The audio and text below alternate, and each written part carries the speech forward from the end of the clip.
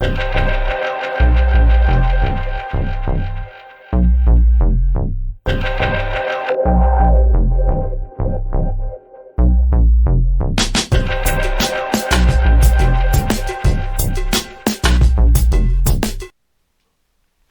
días, bienvenidos a este video introductorio, una primera, digamos, de una primera bienvenida al curso de computación científica en el doctorado de Ingeniería y Ciencias Aplicadas de la Facultad de Ingeniería y Ciencias en la Pontificia Universidad Javeriana. Quiero dar como una breve eh, descripción de lo que se considera la computación científica, que se diferencia del análisis numérico, se diferencia de simplemente la programación y es considerado también como un área, digamos, moderna, nueva, muy transdisciplinar, que requiere el aporte de la matemática, de la computación, pero también de las disciplinas asociadas a los problemas que se quieren resolver. Entonces, ese también va a ser como una introducción al tipo de videos que vamos a utilizar en el curso de computación científica. Así que espero les guste. Vamos a ver cómo hacemos. Vamos a tener un, un cuaderno con unas notas aquí al lado, donde yo haré algunas, digamos, tomaré algunas notas y haré algunos gráficos para describir lo que voy contando. Y aquí encima mío aparecerán algunos videos o algunas figuras, unas imágenes que lo describen. ¿Listo? Entonces arranquemos. Eh, la computación científica, como lo decía, aborda, digamos, tres áreas fundamentales. La computación, entonces voy a poner acá un espacio que asociado a la computación. Un área fuerte de la matemática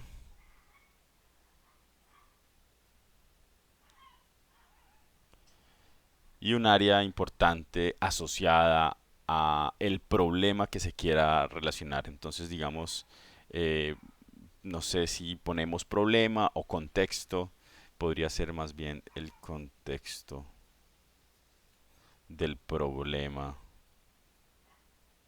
que se quiera resolver. ¿Listo?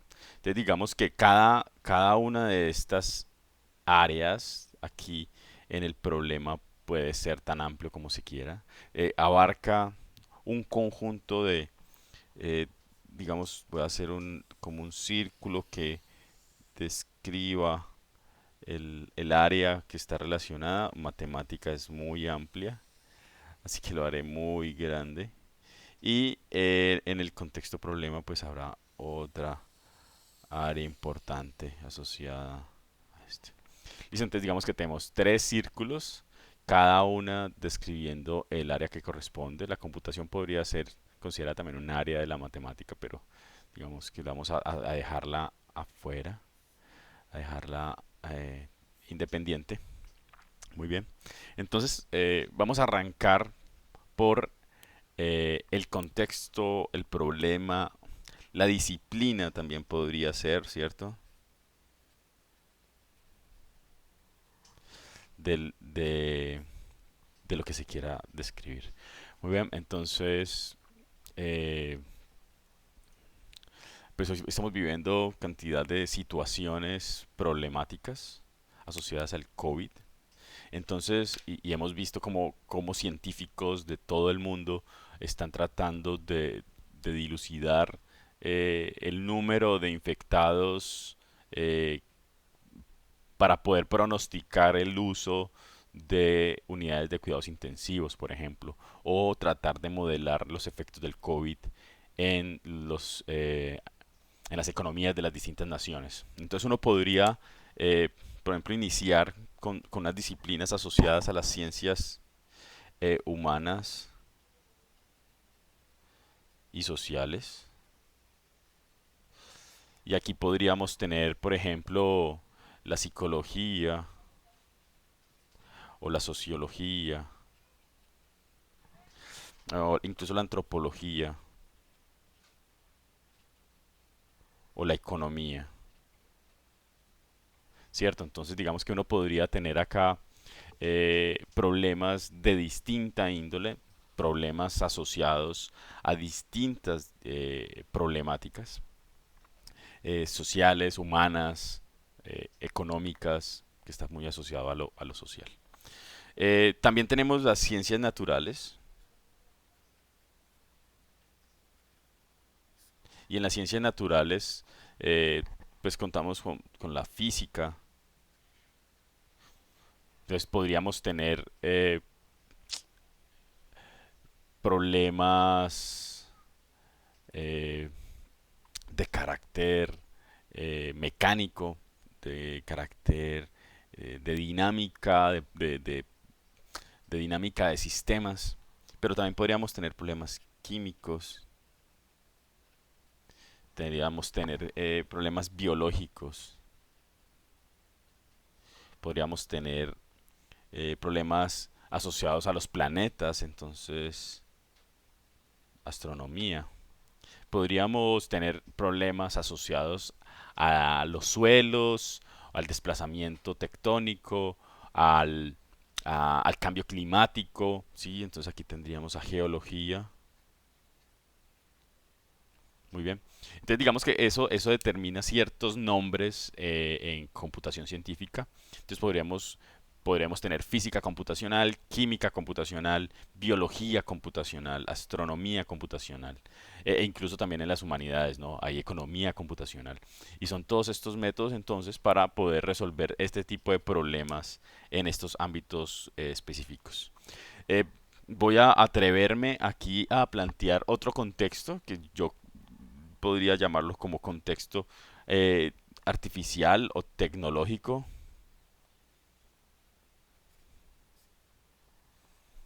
eh, en el que uno podría encontrarse problemas de índole de ingeniería civil.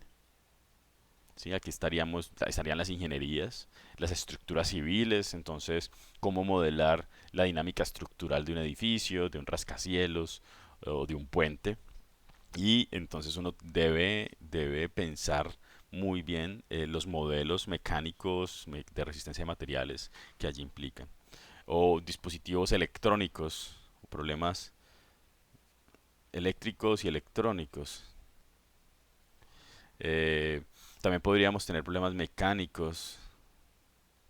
Entonces, pues definitivamente estos son sistemas que no están en la naturaleza, que fueron construidos por el hombre, como una PCB, un circuito integrado, eh, un protoboard una motherboard, una tarjeta de un computador, un nuevo procesador, y hay que modelarlo. Nuevos materiales para nuevas electrónicas, como el grafeno, como estructuras nanotecnológicas. Entonces, tenemos sistemas mecánicos, electrónicos, en la nueva industria, cómo modelar, eh, digamos, interacciones entre procesos de tal forma que puedan optimizarse procesos industriales. Y digamos que ahora último es importante, por ejemplo, los sistemas agrícolas. Entonces, el agro como esa despensa de alimentos para una población cada vez mayor. Entonces, ¿cómo modelamos fenómenos agroindustriales a través de la computación? Entonces aquí tenemos eh, digamos, todo el análisis de imágenes, tenemos cómo describimos o cómo modelamos el crecimiento de plantas bajo ciertas condiciones ambientales y cómo se relacionan esos con el genotipo, el fenotipo de las plantas. Muy bien. Entonces tenemos distintos contextos que nos permiten abordar eh, distintas problemáticas con distintas aproximaciones numéricas, matemáticas o computacionales. Pues bien, entonces a partir digamos, de este problema, de este contexto marcado por un problema determinado, nos vamos, yo quisiera como irnos poco a poco a, a esta transición o a esta eh, unión entre el contexto y la matemática. Aquí estarían entonces en este espacio unos modelos matemáticos que de manera aproximada permiten modelar estos contextos problemáticos reales. ¿Listo? Entonces tengo estos contextos problema y para poder llegar a este punto, digamos que hay un filtro en esta transición en los cuales tenemos que dejar de lado una cantidad de condiciones realistas. Muy bien. Entonces, por ejemplo, si queremos modelar el planeta Tierra, pues de alguna forma no podemos simplificar o no podemos tomar todas las condiciones bajo las cuales está el planeta Tierra.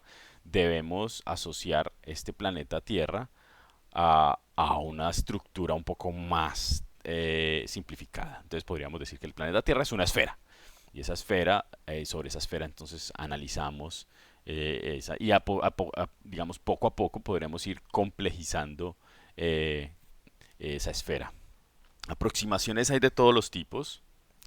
Eh, digamos, uno podría tener aproximaciones asociadas a ecuaciones diferenciales parciales, por ejemplo. Uno podría tener aproximaciones en polinomios. Uno podría tener aproximaciones integrales. ¿Sí?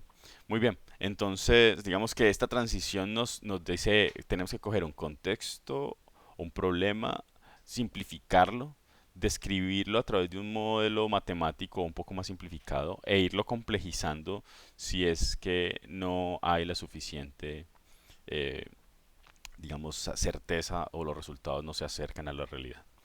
Muy bien, y en matemáticas, no, pues tenemos un arsenal de métodos numéricos que nos permiten resolver estos problemas. Eh, por ejemplo, resolver un problema del tipo ax igual a b, ¿cierto? Entonces uno dice, "Oh, muy bien, entonces la solución que se quiere es para b, pues será la inversa de ab. Muy bien, digamos que esos métodos, y habrán muchos métodos que nos permiten hacer esa solución. O si queremos encontrar los valores propios de un sistema, pues entonces habrán distintos métodos para poder resolver un problema de valores propios. O si tenemos unos puntos dispersos y queremos encontrar una tendencia, pues entonces tendremos también los propios métodos como mínimos cuadrados o mínimos cuadrados, eh, lineales, no lineales. Muy bien. Aquí en estos entonces matemáticas tenemos un arsenal de métodos, ¿sí? Eh, métodos, técnicas,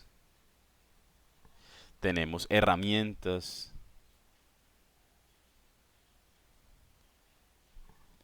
tenemos toda esa matemática, digamos, y es usual que es en este ámbito donde las técnicas, métodos y demás tienen nombres de señores muy importantes, ¿sí? Entonces vamos a encontrar que en este ámbito de la matemática, donde estamos buscando métodos, técnicas para resolver un problema específico de una disciplina, de un contexto, estos métodos tienen nombres de señores, o de señores o de señoras que fueron o son muy conocidos en el área y son los duros de los duros. No sé si ustedes conozcan, entonces a Newton, por ejemplo, ¿sí o qué?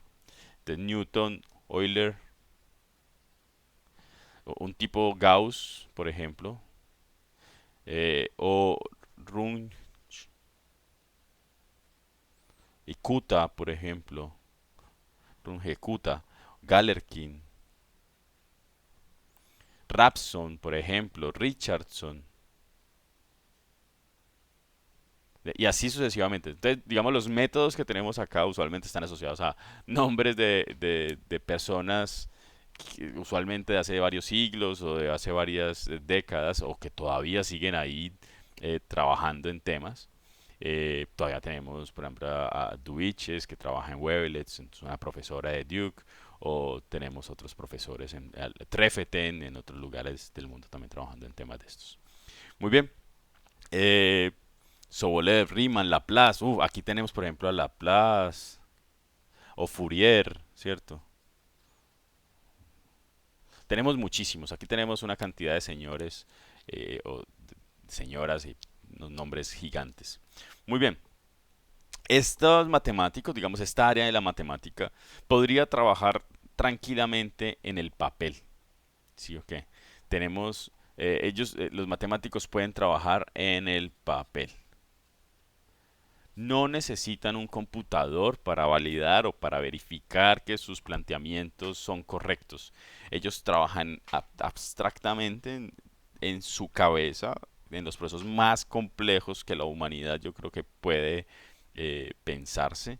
Ahí han estado los seres humanos más inteligentes, pensando, abstrayendo fenómenos de la naturaleza para poder construir unos modelos matemáticos, unas técnicas, unas herramientas y unos métodos. Bien, no necesitan un computador. En el tránsito hacia la computación aparece esta área acá que se conoce usualmente como análisis numérico.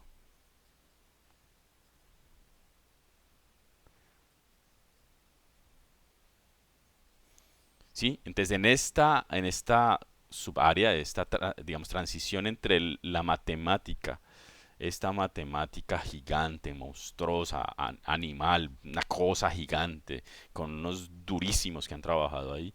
En esa transición hacia la computación está ese análisis numérico. Entonces, en el análisis numérico, el interés del análisis numérico es trabajar en aspectos muy concretos de los métodos numéricos. Y es pensarse la convergencia, es pensarse, por ejemplo, el error, es pensar la estabilidad y es pensar la consistencia del método. Entonces, si un método es consistente, si el método es estable, si el método reduce su error, o sea, converge hacia la solución, pues entonces tenemos un método adecuado.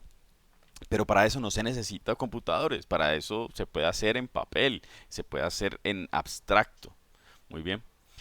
No necesariamente tenemos que estar con una máquina de cómputo haciendo esos cálculos. Los matemáticos viven en este mundo abstracto se satisfacen, digamos, o ya cumplen su función, eh, eh, digamos, en el papel. Entonces, digamos que acá en el análisis numérico, tanto los matemáticos como los de computación, su pensamiento es algorítmico, ¿listo? Entonces, digamos que en este análisis numérico, en esta área, lo más importante, lo más relevante quizás acá, son los algoritmos acá. Si bien aquí era el modelo, como en la transición de la disciplina del problema a la matemática, los modelos matemáticos que describen el fenómeno, acá en esta transición lo más importante y relevante es el algoritmo. ¿Sí? Y que ese algoritmo entonces converja y que ese algoritmo tenga un error bajo y sea estable, consistente. Muy bien. Muy bien, entonces vamos en tránsito hacia la computación. ¿Sí? La computación entonces está pensada, digamos, o la concebimos como una unión de dos mundos, ¿cierto? Casi que el yin y el yang, el hardware y el software. Entonces aquí en la computación tenemos hardware y software. Muy bien. Eh, el hardware está asociado a arquitecturas, ¿sí? A técnicas de fabricación. Entonces tenemos compañías como Intel que se piensa estructuras, arquitecturas de cómputo en los procesadores que permitan trabajar de manera óptima un problema matemático, como Nvidia o como, cierto, AMD. Aquí entonces en arquitecturas tenemos computación de alto desempeño,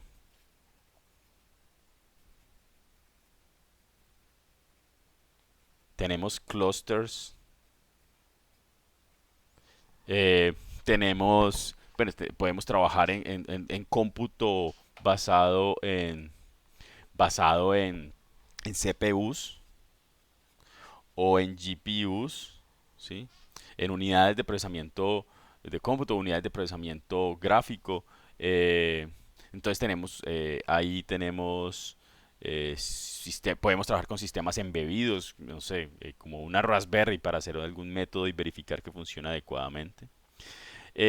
Y digamos, si en hardware tenemos arquitecturas que se piensan para que sean óptimas. También, aquí también podemos pensar en trabajo en la nube, digamos.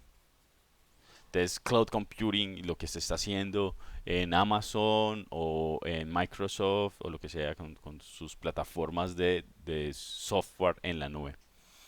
Eh, en software pensamos ya es en lenguajes, perdón. Listo, entonces lenguajes de programación.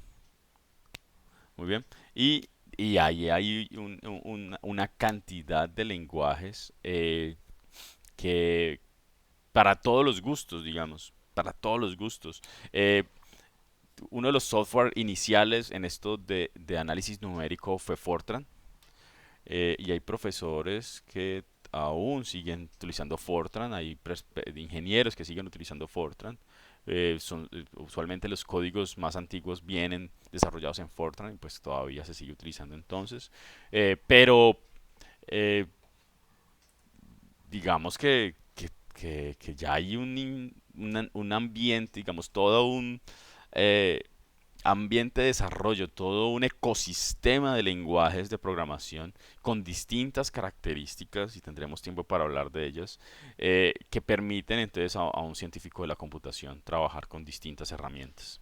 Está C++, eh, eh, podría uno pensar que MATLAB estaría acá, MATLAB como un lenguaje de programación bien importante. Incluso MathWorks uno podría decir que podría ser una herramienta de lenguaje, como un lenguaje para hacer programar problemas de estos. Pero definitivamente el que manda ahora en este ámbito de la computación científica eh, es Python. Entonces, ¿sí? Los gráficos que tengo arriba indican el tamaño está más o menos asociado al porcentaje de uso en el 2019.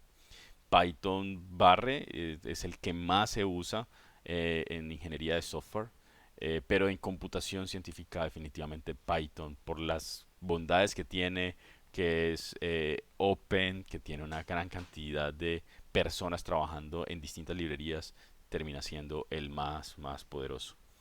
Y es el que utilizaremos en este curso.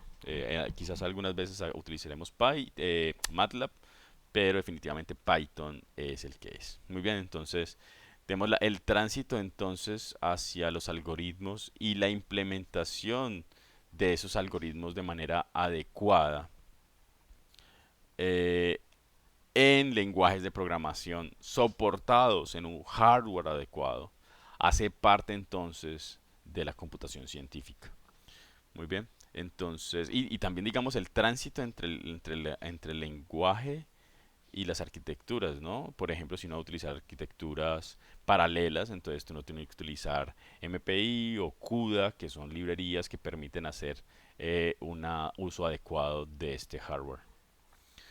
Muy bien, entonces, eh, digamos que finalmente nos encontramos entonces en la última transición entre la computación y el problema, y es donde aparecen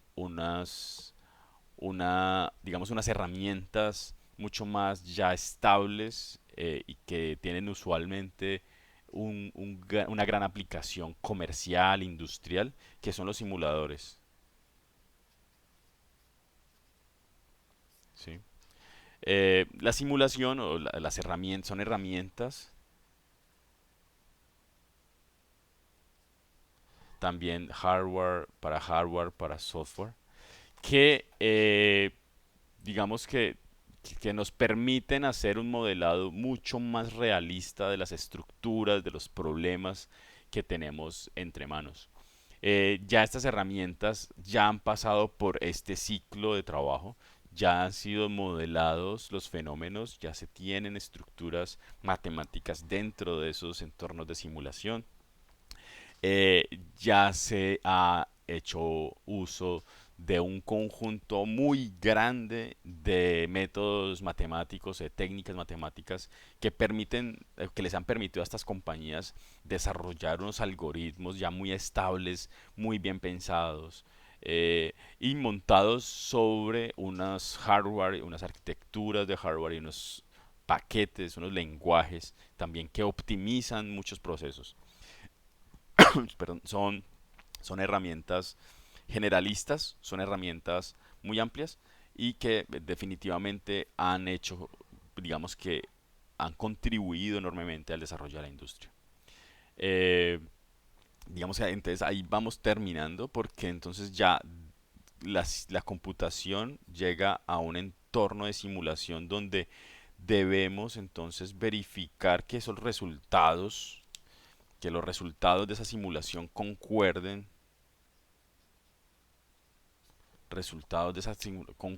con el problema que queremos resolver, que nos permiten interpretar esos problemas de manera adecuada, que nos permiten tomar decisiones o permiten dilucidar preguntas, encontrar respuestas a preguntas.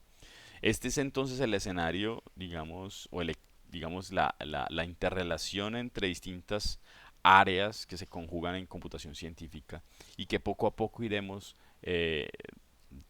encontrando, resolviendo en este curso de computación científica en la Javeriana de Cali en el doctorado. Digamos que iniciaremos entonces cada uno de ustedes, cada estudiante, entendiendo o por lo menos en, extrayendo un problema que le interesa resolver. Resolveremos los modelos matemáticos o por lo menos encontraremos unos modelos matemáticos que describan ese problema. Algunas técnicas, veremos muchas técnicas, herramientas que surgen de la matemática. Nos acercaremos entonces al análisis numérico para poder extraer de ahí herramientas y coger de ahí herramientas. Los aplicaremos, haremos código lo llevaremos a unos lenguajes que nos permitan entonces transformar ese lenguaje matemático en un lenguaje computacional. Entonces pasaremos del modelo matemático al algoritmo, al código y finalmente simularemos los fenómenos y los compararemos con los datos experimentales o con los fenómenos naturales o los fenómenos que queremos resolver. Hasta ahí entonces queda lo que quería comentarles. Espero les haya gustado, espero que haya aclarado el tema y nos vemos entonces en el próximo video. Les agradezco que estén conmigo y hasta la próxima. Un saludo para todos y un fuerte abrazo.